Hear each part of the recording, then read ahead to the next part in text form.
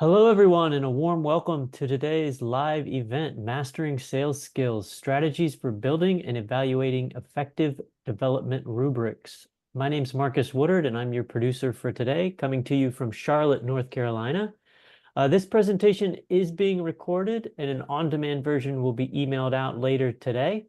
Right now, I'll have everyone go into the chat window and switch from hosts and panelists to everyone. After you do that, let us know where you're tuning in from for today. We want to make this as interactive as possible, so go ahead and add your questions and comments as we go to the chat or Q&A panel, and we'll get those answered the best we can. With that, let's hand it over to our speakers for a quick intro. Dennis, let's start with you. Thank you, Marcus, for that great introduction, and welcome everybody to our webinar. Thank you for taking time out of your busy day to spend some time with us around this exciting topic. My name is Dennis Oljai. I'm the Vice President of Marketing at Allego. We are a leading sales enablement and revenue enablement software company. And I'm joined today by Chris Webb, our partners at RAIN Group, who are a leading sales training and methodology company. I'm dialing in from around the Boston area. So shout out to all of my folks that are near the Boston area. I see one, Christine, welcome. And yeah, I am going to be calling on you in the chat. We keep this really interactive. Chris and I have done this before. We love audience participation. We want to keep it natural and also try to make it valuable for you. So we want to tailor the content to your needs, to your challenges, and we will be having a couple activities and a couple audience participation sections, so be prepared for that. But with that, I'm going to pass it over to Chris to give a quick introduction of himself, and we'll get started. Thank you, Dennis. Hello, everyone. Chris Webb, Senior Consultant at the RAIN Group. I am also in the Boston area, just north of Boston, in a very nice town called Newburyport, Massachusetts, where the Coast Guard was founded. So if you ever find your way to Boston, come visit us up here in Newburyport. We're on the water. Nice to see everybody. Biloxi and San Diego and Spokane and Minneapolis. I love to see the covering the whole country here. So that's just fantastic. And Dennis and I are super excited to be with you today. So let's look at the agenda. What are we going to do? So we're going to do 4 things today. What makes a top performing rep? And the RAIN Group, we're a research-based company here in Boston, but we're global. We're also a sales performance training and improvement company. So we work with clients all over the world. So we're going to talk a little bit about some of our research around what makes a top performing rep. We're going to look at the key components of a sales skills profile. We're going to talk about creating and measuring skills and then transforming into a source of insight and proactive enabler, which I'm sure all of you are doing, but we want to help you do that even better and more powerfully. So the first little piece of research I want to show you is this top purchase decision factors and seller effectiveness. So we looked at buyers and what is the influence on their purchase decision. So if you look to the left, 71% of buyers who say this is highly influential on their purchase decision, and that's leading a thorough needs discovery. And yet 26% of buyers who say sellers are effective.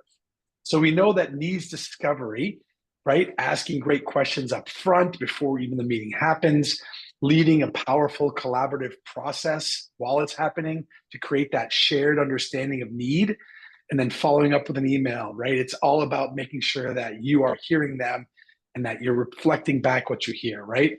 The second one, I really like this too, showing what's possible. We always talk about a trusted advisor, right? So how well are your sellers showing your prospects what's possible on how to solve a problem? How much are they driving insights versus just listening, right? And the third one, this is one of my favorite quotes. Most of us aren't really listening. We're thinking about what we want to say in response, right? You say something, and I'm so excited. I can't wait to say it. Oh, I was in Spokane and I love Minneapolis, or, the Coast Guard, whatever it is that someone says, we tend to just want to jump in. And one of my favorite kind of metaphors or ways to think about that is instead of ask, listen, tell, it's ask, listen, ask, right? It's ask, listen, ask why 5 times, peel the onion to get to the root cause of what's going on. And that's how you're more effective as a seller. And then the fourth one, 66%, 16%, making the ROI case clear. My best piece of advice on that to sellers that I work with when we're doing trainings is ask the right kinds of questions around impact and ROI to get the buyer or the prospect to articulate what impact of success or failure would look like. If you can get them to articulate it, then they are more committed to that, and you're understanding that shared understanding of need and really starting to move forward, be more effective. Yeah, and I think that this research from RAIN Group, I think, is particularly compelling because I think it shows there's so much room for improvement to align with what buyers want, right? And I think for most of us, a lot of the stuff on this slide is sort of we've had an intuition, but when it's backed by data, it makes it even more compelling, right? Listen to me, give me some advice, right? Understand my needs and tie it back to my business. I mean, that's sort of how I would summarize this slide, right? And we're going to be talking through sort of the way in which you can really identify the core skills and competencies that your sellers need to be successful and how you can start to build programs and measurement around those skills. I'd be curious to hear in the chat if any of you are willing to share sort of what are some of the top factors in your sales teams. We're going to talk a little bit about that as we go along. One of the additional research that we at Allego as an enablement software company have done is really try to look at the impact of AI, right? I think over the past few years, we can all agree that we've made sort of leaps and bounds of development and advancement in this exciting area.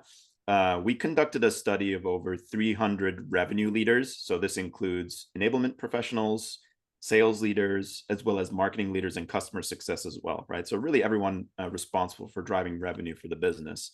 And we want to understand how AI is being adopted, right? And I think it was interesting to see a vast majority, around 62% of leaders are already using AI and Gen AI in some fashion or another to make their teams more productive.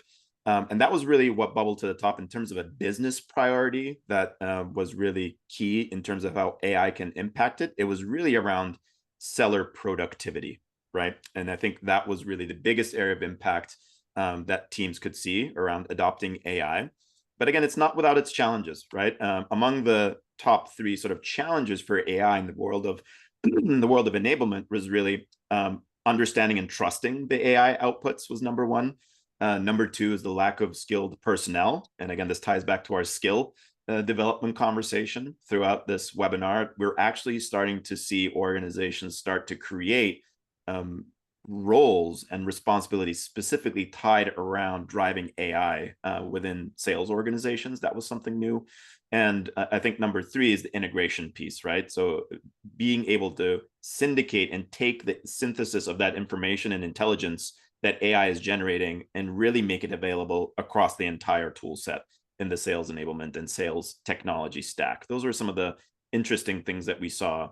And I think another thing to keep in mind is the specific use case where Gen AI and AI is being adopted the most in organizations is around call analysis and coaching, right?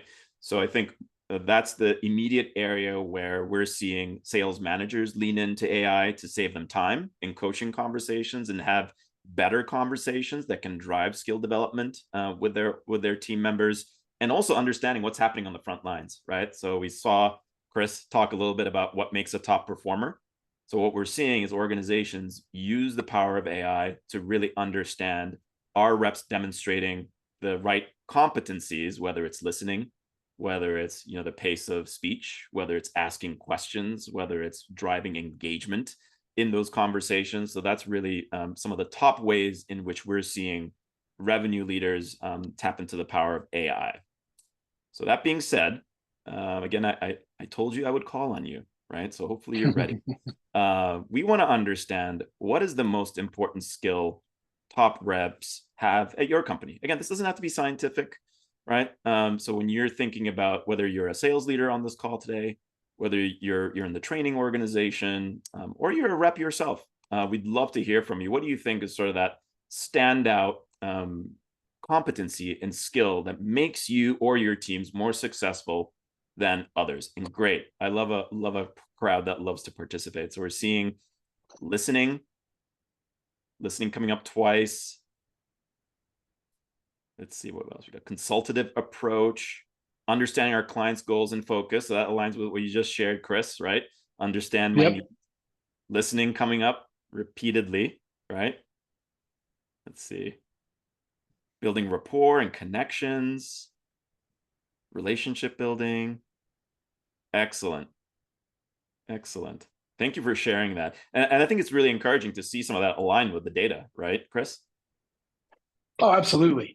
Absolutely. I love the relationship building too. It's like, people don't care what you know till they know that you care, right? So we buy from people that we like, that we feel similar to, that we feel connected to. So that's a huge, huge one. Absolutely, absolutely. And I think the listening is such a key skill set, and it's one that it's hard to sort of think about, how do I measure that, right? Mm. So if you're a sales manager, or if you're an enablement professional, or you're in the training department, how can I really measure that as a leading indicator for success, or how can I understand how that's actually happening on the front lines? So we'll talk a little bit about thinking about some of those skills and how you can start to create some leading and lagging indicators to really start to measure that competency and build a learning program around that. So I'm excited to get to that part of it. Yeah. So I'm going to pass it off to you to dive into a little bit more detail about your top performing seller research. Sounds good. And I just wanted to comment on Casey Pierce's change management point. I really like that. And we do a lot of that work at the RAIN Group. You're taking any sales opportunity is often a change management situation. You're taking someone from their current state to their future state or their new reality. So how do you build that case and build that story and understand the success metrics around that change management, understand your solutions and your advantages? So that's great. I also was just kind of chuckling at Leah, thick skin, tenacity, right? If you're a salesperson, especially if you're prospecting, you better have thick skin. You can't take the rejection too hard. So thank you for that. Great job, everybody. Curiosity is fantastic. Got to be okay with it. So yeah, we looked at 1,000 sellers and sales managers across a whole range of size, industry, and geography. So it was a really comprehensive study. And I'm just going to highlight a couple of the things that we found around what's the a top performing seller versus the rest. So 100% they had to meet their annual goal, right? But the goals had to be challenging or extremely challenging, right? If it's a layup, you're not necessarily top performing. Greater than 50% on win rate. And then, right, pricing. A lot of our clients, and I'm sure a lot of you are getting crushed, especially in the commodity market, on pricing. So negotiation skills, and we'll talk a little bit more about that later. So that's the people that got identified as top performing sellers. And this is the people skills, right? So what sets top performers apart? 91% develops enterprise level relationships. I love this one, right? Most of us get stuck on a champion. We have a great relationship. That person loves us. Maybe we go out for coffee or whatever. But do we understand all the decision makers inside of a big organization? Have we analyzed the stakeholders? Do we know how decisions are made? Do we know the relationships between the people, right? Can we identify, are they an influencer? Are they the approver? Are they the business driver? Are they an evaluator? Is it just someone that's seeing if it's a good fit? Do you know who you're talking to? Do you know what their relationships are? And do you know how decisions are made? If you do, then you've developed enterprise level relationships and you've got a better chance at closing those deals. Second one, 88%, inspiring buyers to reach out for advice, right? Inspire them because you're an interesting person, because you're driving insights, because you're truly a trusted advisor, not just an order taker, because you've taken the time in the needs discovery process to really create a shared understanding of need. 62% around leading individual sales conversations. Kind of makes sense, right? Like how good at you are listening, how good at you are leading those conversations as you navigate through your organization. Collaboration, right? Deeply across the buying process. Because I don't know, raise your hand if you like being told what to do. Like we want to be collaborated with. I want your insights, and I want your advice, but I also want you to hear and understand me. And then lastly, 57% telling good stories. Storytelling to me is an art and a science. Okay. The science of a good story is having a beginning, a middle, and an end, using sensory details and language. What's the moral of the story? What point are you trying to make about your company or about you as a person? Your values, right? I could tell you I value fairness, or I could tell you a story about when that happened to me. And what are you going to remember? What's more memorable, right? And the second part of storytelling, the art, is what's interesting and unique about you, or what's interesting and unique about your company. And a lot of times when we talk about value at RAIN Group and other places, you talk about differentiation. Like, what value can you bring? And quite frankly, a lot of times the differentiation is the seller, right? They're the ones that are telling the great stories and leading the thorough needs discovery and collaborating and inspiring to reach out and developing those enterprise level relationships, right? So they're choosing the person that does these things, and that's why they're winning. Absolutely. Next slide is around process. Yeah, before we get there, because I did want to comment ahead. on especially I think your first point here around developing enterprise level relationships, and we had a comment from Whitney in the chat around multi-threading, right? And I think that's another key skill set to really keep an eye on, because like you said, it's very easy to get happy ears and sort of hitch your bandwagon to one advocate in a company. Right now we know that enterprise decisions, and even smaller companies now, are making decisions really with a committee, right, with multiple people. And it's important to sort of build relationships with really that entire buying group, and that actually arms our reps and our sellers to educate on the misalignment that might be across those teams, right? So you're a source of insight just by nature of talking to those different groups within a company, right? Not let alone just the products or the services you can offer, but just being able to say, hey, I heard this from John, doesn't really match up with what you were saying. It's sort of like you're actually bringing the buying committee together, right? And I think that kind of aligns nicely with the fourth point on this slide around collaborating deeply with buyers across the buying process. It's such an important thing to really set your teams apart, let alone understanding your products and your services and the value prop. But at the end of the day, like you said, Chris, it's really the differentiation is the product, the company, and the seller themselves, right? And I think that's just such a key message. Yeah, well said. So that was people skills. Process skills, the first one, 81%, is around price pressures and maintaining deal margins, which is really important, right? It's hugely important. So teaching those folks how to negotiate, not to cave, but to trade, knowing what their bad net is, right? Recognizing that there are 6 often buyer negotiation tactics, or 16, excuse me, that might be coming at you. Like, are sellers great negotiators if they're dealing with procurement? Probably not, because they're selling every day. Procurement's hammering you every day on price, right? So making sure that your sellers are really equipped to be able to overcome those pressures and maintain those margins. The next one's around presentations and finals and being effective, right? Again, that goes back to the people skills and how well can you tell that story when it's your turn to get up and lead that finalist presentation. The third one we already sort of talked about around needs discovery. And I think of needs discovery as, as I mentioned, ask, listen, ask, like really digging in, providing insight, creating that shared understanding of needs, making sure that you really get it in a deep and meaningful way. And then being able to influence. And the way that we influence is by understanding, right? The more we understand all the stakeholders and what they specifically need and want, right? And a lot of times there's a rational and an emotional side to that. There's sort of the impact around, hey, if we do this, there's a big ROI. But a lot of times it's really personal, right? Leadership is personal. Sales is personal. Business is personal. So what's important to that person, right? Like, how are they going to get their bonus, for example? If you knew that, you could definitely sell them something if you could offer the solution. What is it that's interesting to them? Where are they trying to go in their career? Is this going to get them that bonus or that promotion or whatever it is, right? So really being able to influence buyer thinking is about understanding what's important to them. And last but not least, I think it's really important to look at a formula. And somebody told me recently that sales managers are force multipliers. And I love that, right? Like, you want your sellers to be top performers. You got to have great leadership and great management, right? And somebody wrote, leadership is not just a title, right? It's a behavior, right? So really good managers that are really good coaches and care about and are focused on coaching, combined with really good training, is what makes a top performer. A lot of times, I know this in my career, I started off in sales in Boston in the mid-90s, and I did a really good job. I was working for a consulting training company. It was a small company. We were growing, and I got promoted to manager. I had no idea how to be a manager because I was just a seller. I was good at that.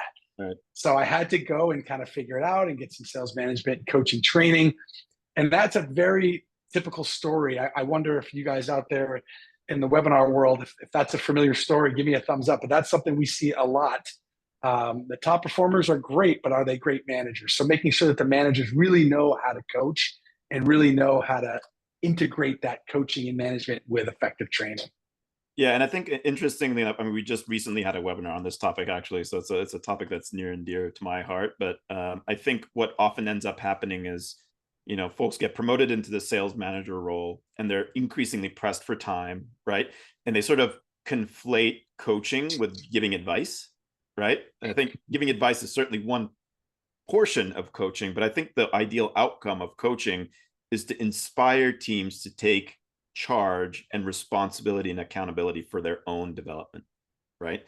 And I'll say that again, taking accountability for your own development. And I think it's important to give and arm our teams with an approach to development in a way that we measure skills within an organization, so that happens consistently and in a way that can scale across your business versus sort of ad hoc in pockets, right? So I think having a consistent approach for understanding skills and arming our managers to measure skills with their teams makes them more effective managers, let alone improving your performance overall as well. So I think it's just such a key piece of making sure that you've got, you know, a smooth functioning sales team, and really excited to kind of dig into the details here and talk a little bit about it. And it's a good sort of segue to the next portion of the presentation. We talked a little bit about what makes for a top performing rep backed by the RAIN Group research. We talked a little bit about what you think makes for a successful rep at your company.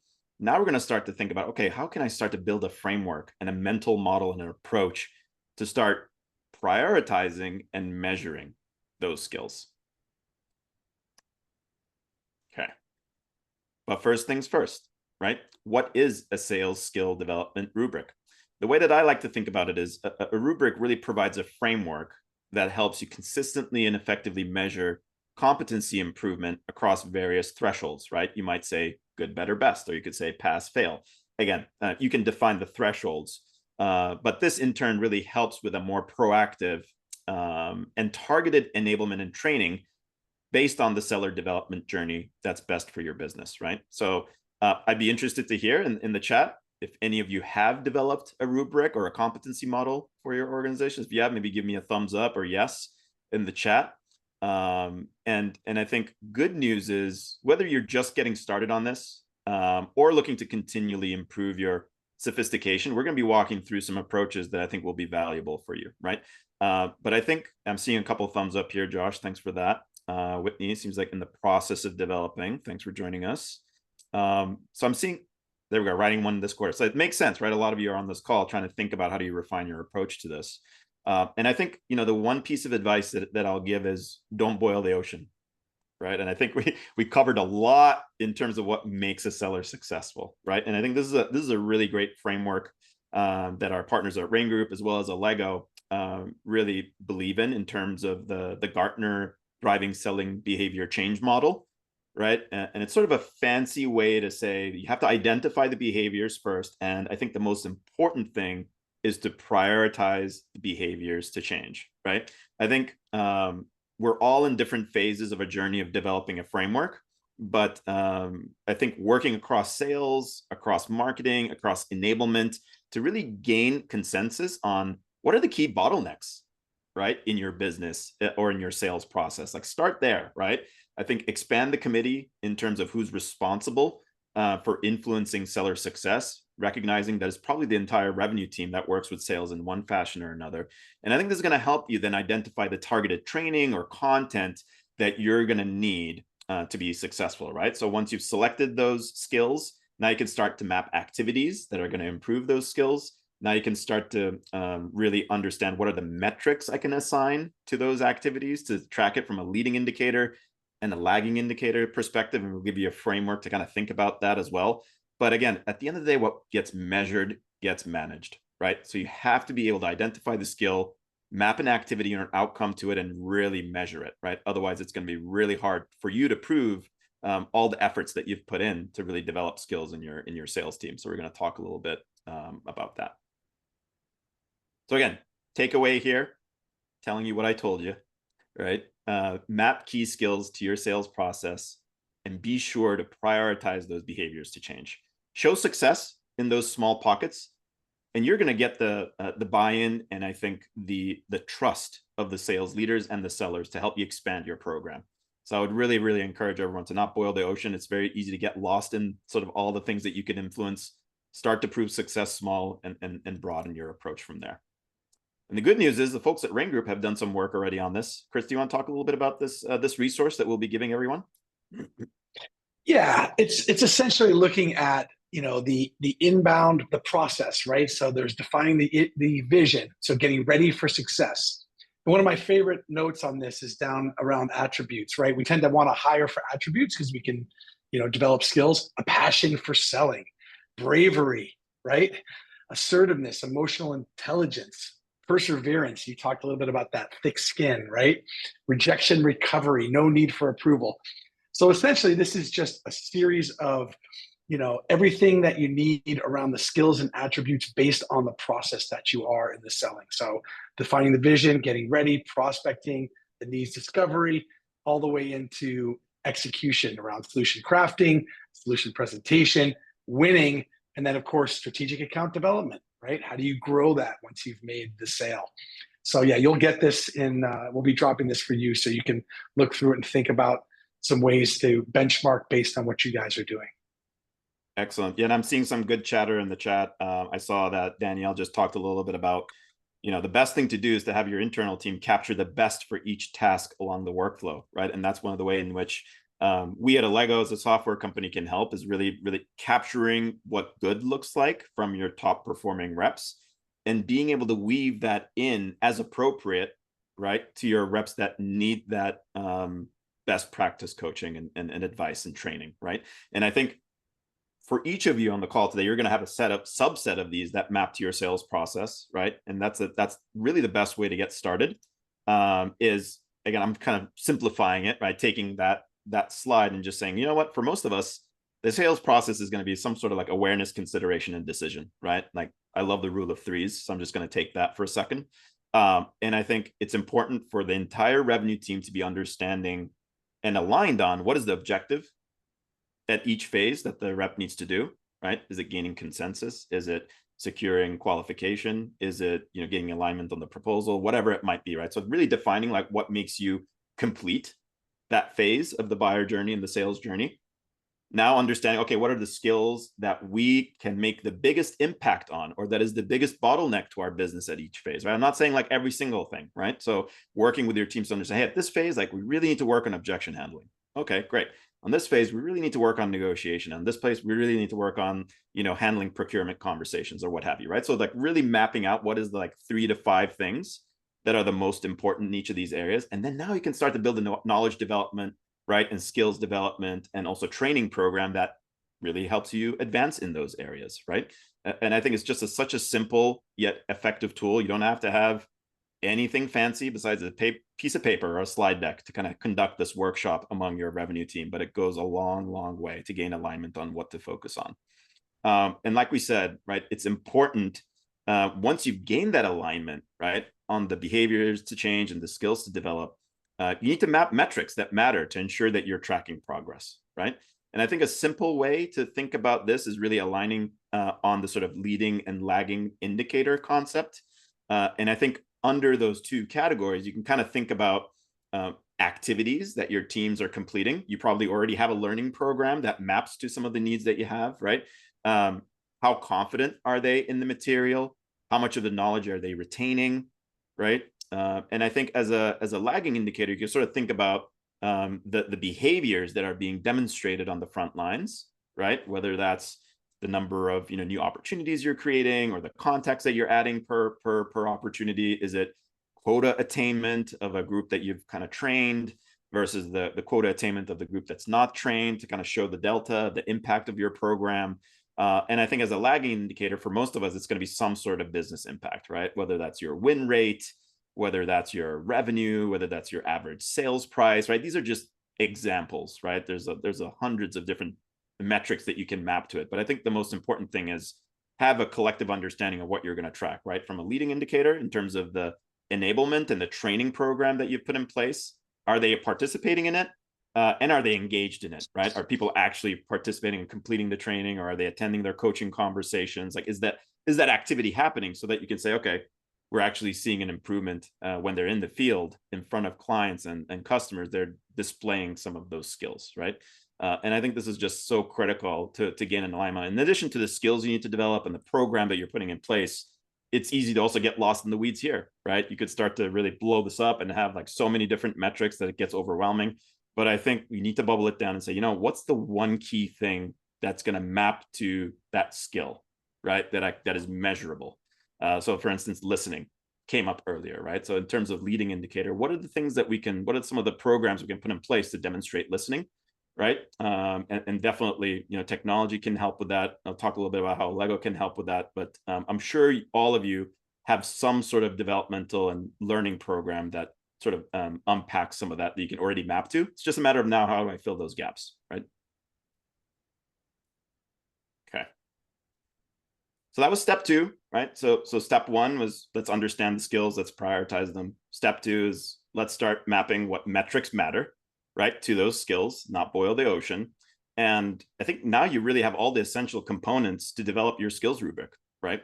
What you now can start to do is say, okay, do I want to define various thresholds and competency levels tied to this skill or this skill area? Again, doesn't have to be this sophisticated. You could say beginner, intermediate, advanced, or you could say pass, fail. If you have different levels within your organization, this can also tie to sort of a development and also promotional plan, right? Where people can start to develop in their careers. Like, you've achieved level 1, you've achieved level 2, you've achieved level 3. And now you're even building a pipeline for your future leaders in the organization as well, right? By understanding which ones are really in that advanced bucket and have really demonstrated competency in those areas. And that's another great place to now start to filter and say, I'm going to take what those advanced folks are doing, right? And try to train the people who are in the beginner and the intermediate phases. So it really gives you that framework to understand your top performers in the business as well, so that you can bring all the other folks along in the development curve as well. Let me see, we've seen some chatter. I just want to make sure I yeah, Danielle made a great point. She's talking about the fact that they're measuring confidence, because we know that confidence leads to competence. Yes. Right. I think that's an excellent point. And also Whitney had mentioned too earlier around prioritization is key, sort of taking 20 to 30 competencies and prioritizing 4 or 6. And I think that really touches on the metrics that matter too, right? Keep it simple, keep it tight, focus on the behaviors. Somebody mentioned that too. You got to be able to measure the actions, measure the behaviors. Exactly. And I'm going to go back for a second, because I think that maps really nicely to the engagement bucket, right? So engagement can be, am I participating in the training? Do I like the training, right? But also it's like, okay, as a result of taking it, how confident am I now in this subject, right?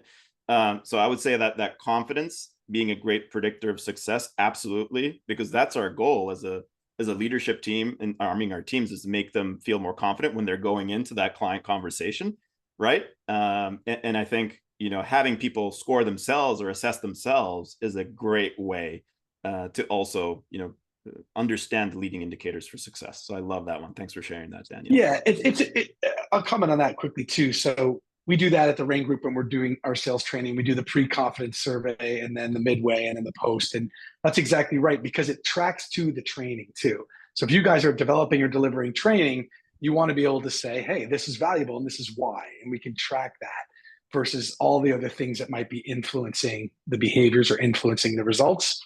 So I really appreciate that, Daniel. I think you're on point. So we actually have a really fantastic and thorough sales capability and execution assessment tool. So we have an assessment that basically allows your organization to benchmark your team against our top performing database and your top performing targets, identifying the areas of improvement through analysis and advisory, and then creating a specific plan, right? So where are we now? What might be holding us back? Where do we need to be? And what skills and actions will get us there? So we want to help our clients and partners gain a really clear understanding and confidence, there's that word again, on how to improve sales performance. And so going to the next slide, you can see this is, again, just an example of what the top performers are more likely than the rest. And I love that we use that language, the rest, right? So just even looking at the top line from prospecting, 63% more likely to generate referrals, right? Warm leads and referrals are so much easier, as you all know, to move down the sales cycle than the ice cold calls that are difficult to do these days, right? Driving and discovering need. Did you do research? Do you understand who you're talking to, right? That's a huge important piece so that you feel like you can add and be a trusted advisor. Third bucket, solution crafting. Again, it shows up again. I love this one. Educate buyers with new ideas about what to buy, right? Because your sellers understand the whole marketplace. They see the big picture, and they absolutely can offer insights based on best practices and research and what they see. And are you able to display expertise? If you look at the next one down, that solution crafting on how to apply those offerings, right? The solution presentation, making the overall value case. I would argue, and the RAIN Group would argue, that you start the value conversation, value through the eyes of the buyer starts the minute you pick up the phone. So are you really clear about the value case? And the value case is about them. You have to resonate with them and understand their business, understand their strategy. The value case is not about you and your company yet. Until you've resonated, until you've built that relationship, until you've understood that strategy, until you've helped them to articulate why they should act and why they should act now to create urgency, you're not selling value. You're just talking about your features and benefits, right? So we really want to make sure that sellers understand how to create and drive value through the eyes of the buyer first. Negotiation, it's about leading the negotiation process, right? So if you understand the objections, you understand the emotional impact, you're leading that process, then you tend to win more. And then last in the winning bucket, just looking at that first slide, it's leading those finalist presentations. So it's like when it's your turn to talk, if you've done a great job with needs discovery, if you've peeled that onion and gotten to the root cause, and then you're amazing at telling stories and you just nail it, you have a much better chance of winning.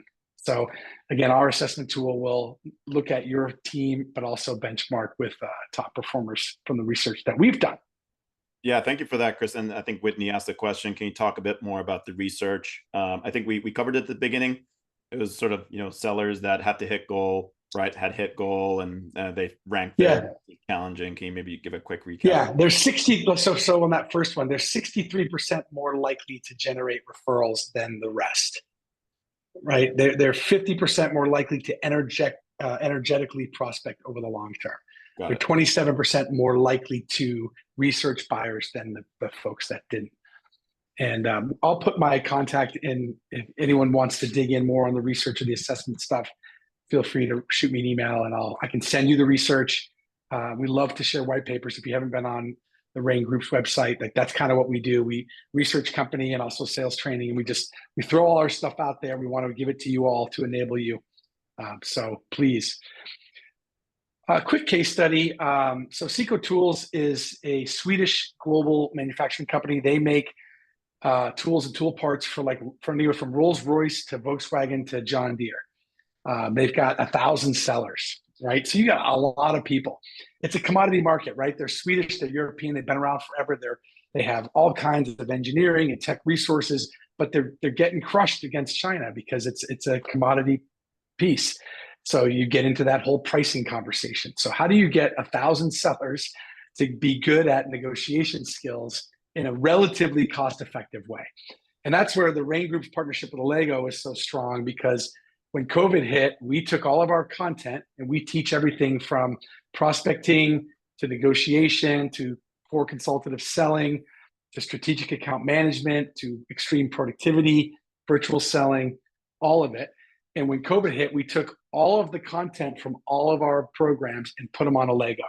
We hired professional actors and we made 3 to 5 minute micro videos. So Seco Tools can now have a license, a total access license for their sellers. And every week, a 2-hour module gets released. And they watch the content on how to lead a negotiation or how to overcome objections. Then they have an assignment, right? Action learning, learning by doing. And then the sales managers, these force multipliers, they lead a application session. So they will actually coach the folks on that assignment based on what they learned from watching the content on the video. So that's one of the wonderful things about Allego. And I don't know, Dennis, if you want to speak to that, but the way that Allego has set up their LMS, it's really easy to access content and then to measure it and make sure that the folks are attending sessions and how their confidence surveys. And we also do a 90-day RAIN mail where every week for 90 days, they'll get a scenario-based challenge to reinforce the key concepts and for managers to be able to track the learning, because you want them to be able to say, hey, these guys are really good at leading the process, but they're struggling with overcoming objections. Why don't you go back to Allego and watch that module, and we'll give you some more coaching around that. Yeah, absolutely. I'd be happy to talk a little bit about that. And I think, for all of us on the webinar today that are responsible for developing, enablement and training for the sales organization, it's also easy to, I think, get overwhelmed with all the different kind of tools in our tool belt, right, to develop skills. I think again, I'm a big fan of rule of three, right? I think we need all three of these components to really help sellers be successful, right? I think learning in terms of self-serve learning, whether it's watching what good looks like and those best practice libraries, whether it's e-learning, kind of like knowledge checks and quizzes, reinforcement over time, like the RAIN mails, like you talked a little bit about, right? All of this can be automated and deployed in Allego, but that's not enough, right? We need to make sure that we're developing that confidence. Again, there's that word again, right? And that comes from practice, but we know that can get really expensive, right? If you're flying everybody in, doing a whole day workshop, right? It's an investment in a lot of people's time, let alone like your subject matter experts and your coaches to actually facilitate those role play conversations. Well, the good news is now, you can do that in the palm of your hand on a mobile device, on an iPad or on your laptop, right? AI is playing a huge role in actually creating avatars that look very much like the gentleman on your screen, where it's simulating real examples of what happens on your front lines and having your reps and your salespeople practice in that safe environment, right? So they practice their pitch, they practice listening, they practice replying to and responding to objections.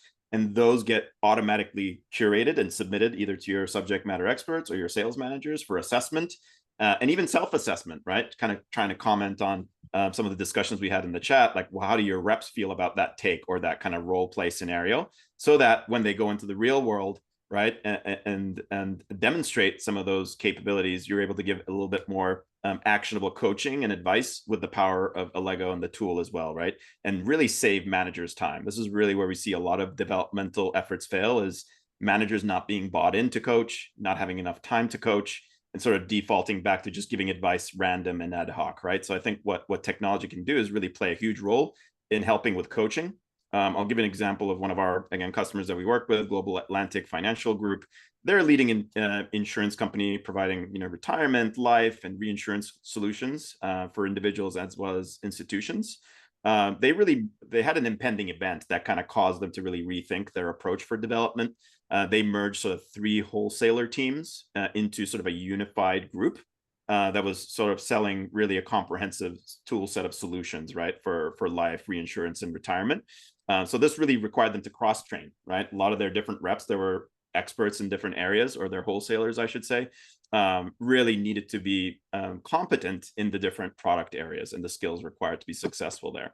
So what they did was they actually did a modeling for success approach, where they actually had their divisional vice presidents record strategy and best practice videos. A lot of those divisional vice presidents were reps in a prior life, right? And had some of the best practice approaches for being successful. So those videos were curated into channels, mapped to the objective of, learning around the different skill sets and the different knowledge areas for the different products. And what was also supplemented with this was experiential coaching.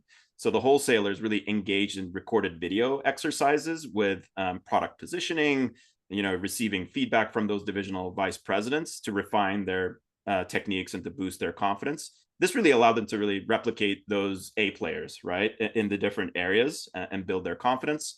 And this was supplemented with sort of a skills reinforcement program in Allego, where they were sort of, over time reminded of some of the key product details they needed to be successful. And one of the key leading indicators that they had mapped to this objective was coaching interactions.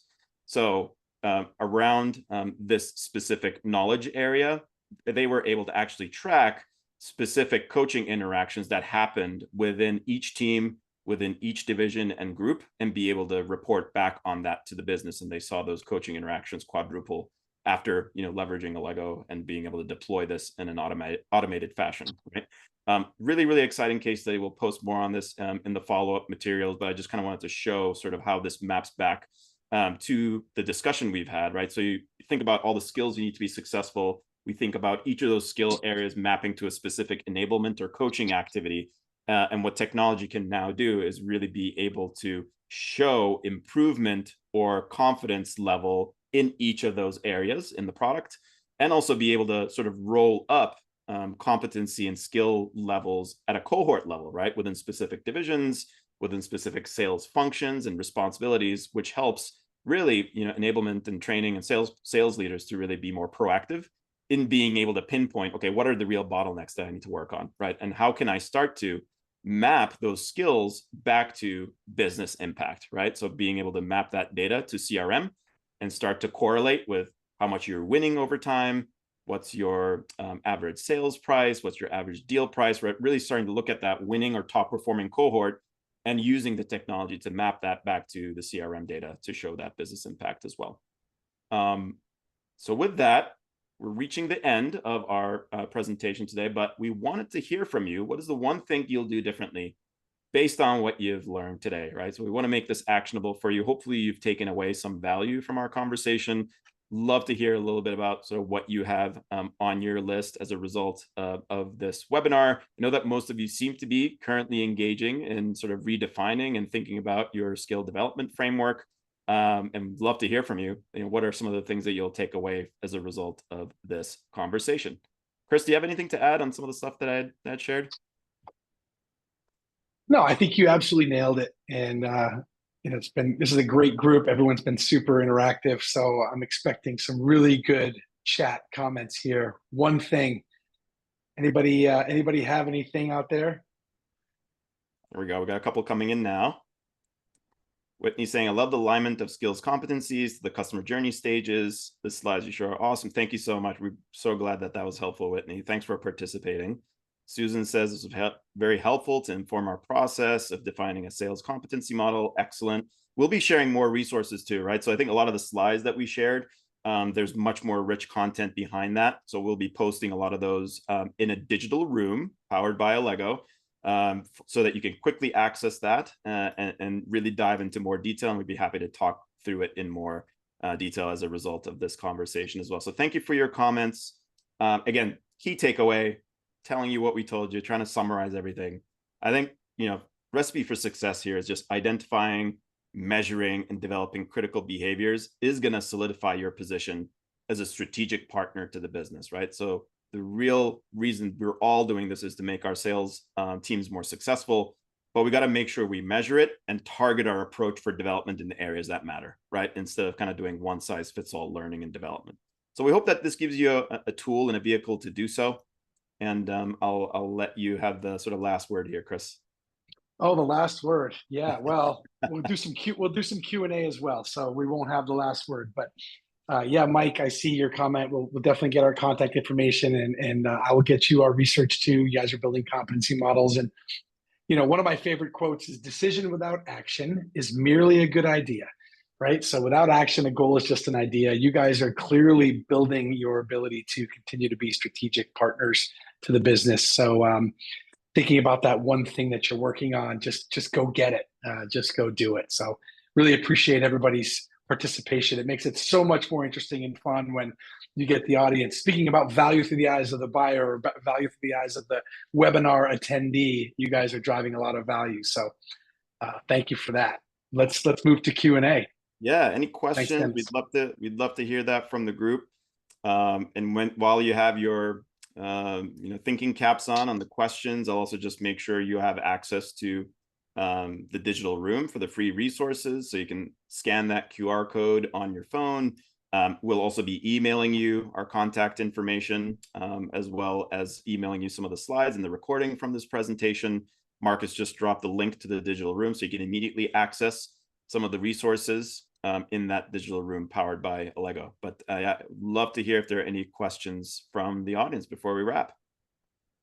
I just want to, we missed a couple of comments here. David said he's going to put a greater emphasis on developing people skills. And it looks like we've got a few people saying prioritize behavior. They just didn't add it to everyone's chat here. Good. We'll continue mapping skills and attributes. Didn't want to miss that one. Oh, here we go from Shiloh. At what point do you pivot if your mapping isn't successful? Oh, great question.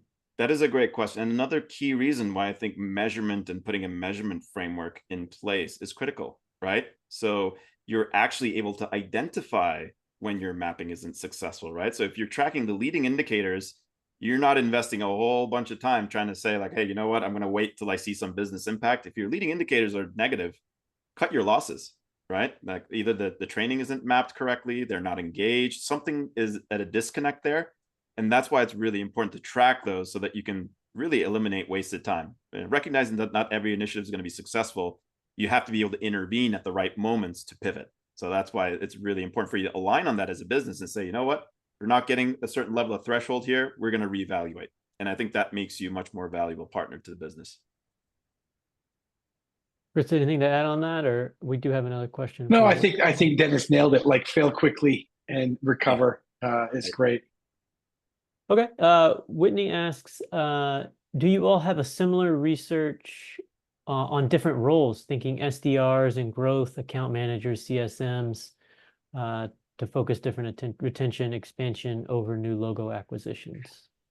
Yep. Yep, we do. We have a ton of research. So you'll get my email. It's cweb@raingroup.com. But yes, I will forward you any research that you want. We have research across the board, tons of it, and it's all out there to share with you guys to help you as you build your rubrics and your competencies and your development plans. Right. I mean, that's one thing we could have dived into, right? Like, what are the different roles and their responsibilities across the journey too? Because we know it's sort of a relay race, right? You got your SDRs, you got your executives, you got your solution engineers, account managers. They can get out of hand pretty quickly if you're not sort of focused in your approach. I see Kathleen has a question here. Confidence leads to competence. As a sales coach, be aware of building the associate's confidence during the coaching session. Exactly, right? And I think I sort of alluded to this a little bit before, like where people sometimes confuse coaching with advice, right? And it's very easy to sort of knock someone's confidence if you're constantly giving them advice and criticism, right? That's not what coaching is. Coaching is to inspire and have people take charge of their own development and being accountable for that. And I think that's such a key thing to teach our sales leaders, and also arm them with the tools to be successful, because sales leaders are incredibly pressed for time, right? And we need to make sure they have the right thinking, the right framework, and the right tools so that they can actually devote that time in one-on-one interactions to build that confidence. Because when you're running from meeting to meeting, everything's a fire. It's easy to sort of slip on this area and be successful. So we got to arm them with the right support model too. Yeah, and I think coaching is really, I want to just say something about that, which is, to me, a great coach is asking the right questions to help that person figure it out for themselves. Most of us have the answer. We just maybe haven't figured it out yet. And so if you can help me by not only the good attaboys, the good confidence, but help me figure it out for myself versus you telling me, then it's going to stick in my bones, and it's going to be stronger. I'm going to be committed to it. So one of my favorite lines around that too is when I've asked that to some of the people I coach, and they say, well, I'd say, what would you do? They ask me a question, I might turn, but what would you do? Well, I don't know. I'm not sure. That's why I'm asking. So I would say, well, if you did know, what would you do? Right? Right. What if you did know? Right? So it's sort of opening up the mind, that whole like yes and process that a lot of the, sort of the improv work is. Like, every idea is a good idea. If you can't solve it, what would you say if you had the answer? So thank you for that, Kathleen. It's definitely not training, it's coaching. Absolutely. And I always draw a parallel to sports, right? I mean, you think of all the kind of great time coach and player pairs, whether it's, Belichick and Brady, sorry for non-Patriots fans, but for some others, right? Like you really think about, like, that coach isn't out there like constantly criticizing and telling them how to do their job. They're kind of guiding them, right? Inspiring them to take charge. And I think that's such a key point. Any other questions? One more question here. If you have limited time, who do you spend the most of your time with? High performers, mid performers, or a low performer? Any thoughts on that?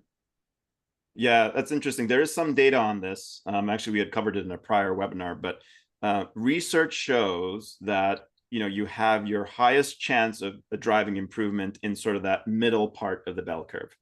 Right? Because I think your low performers, there's a certain amount of that where it's just not a good cultural fit, or there's a performance issue where they might need to exit the business. And I think your top performers are already doing well, and that's really your source of insight to educate. So it's really that middle of the range bucket, generally speaking. Kind of answering that in kind of a couple seconds here, but I think that's sort of the place that at least we've seen the biggest development potential. Yeah, I would agree. I think your middle are your sort of high potentials. If your tops are at the top, Jack Welch, which I don't necessarily love this, but he talked about, cutting the bottom 10% every year, which I think is a little bit, hatchet Jack, but for sure, if they're low performers, there might be other issues going on. Can do, will do, fit. Somebody said to me once early in my career, and I always love that sort of simple way to think about it. Can they do the job? Like, do they have the skills? Will they do it? Are they motivated? Like prospecting, I could teach you to prospect, but if you're not motivated, you're not going to do it. And then fit. Is it a good fit inside of your culture and your organization?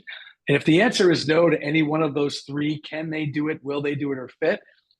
Maybe it's time to rethink their role inside of your organization. Absolutely. All right. I am going to add the link to the digital room back into the chat. Unless you want to pull out your phone and scan that QR code. The slide deck, the recording, and all the resources we talked about today, we'll get those in. And I will shoot out an email with contact information for our speakers. And with that, we're going to wrap. Just want to thank Chris and Dennis for joining us today. And I'll stay on for a couple minutes just to see if we've got any more questions. But with that, thanks for having me. Yeah. And feel free to link in with us, and stay in touch. We always love to hear what's going on in your organization, and, don't be shy. And if you come to Boston, we're around. Absolutely. Love to continue the conversation. Thank you, everyone, for spending time with us. Hope you found it valuable. Have a great day. Thanks.